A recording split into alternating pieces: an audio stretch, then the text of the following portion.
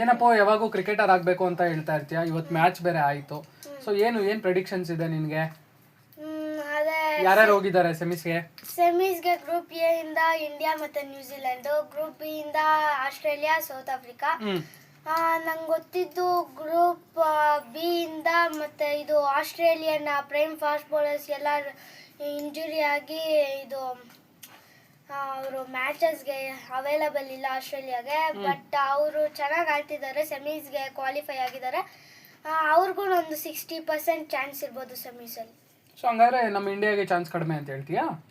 ಇಲ್ಲ, ಇದು group A ಅಲ್ಲಿ ಇದು ಇಂಡಿಯಾಗೆ ಜಾಸ್ತಿ ಚಾನ್ಸ್. ಅಲ್ಲ, ಈಗ ನೆಕ್ಸ್ಟ್ ನಮ್ದು ಆಸ್ಟ್ರೇಲಿಯಾ ಮೇಲೆ ಬಿದ್ದಿದೆ ಅಲ್ಲ ಸೆಮೀಸ್, ಹೆಂಗೆ ಅದಂಗೆ? ಅದು ಇವಾಗ ನಮ್ಮ ಫಾಸ್ಟ್ ಬೌಲರ್ಸ್ ಮತ್ತು ಸ್ಪಿನ್ನರ್ಸ್ ಎಲ್ಲ ಫುಲ್ ಫಾರ್ಮಲ್ಲಿದ್ದಾರೆ. ಮತ್ತು ಬ್ಯಾಟರ್ಸ್ ಕಿಂಗ್ ಕೊಹ್ಲಿ ವರ್ಲ್ಡಲ್ಲಿ 6th ಪ್ಲೇಸಲ್ಲಿದ್ದ, ಮತ್ತು ಪಾಕಿಸ್ತಾನ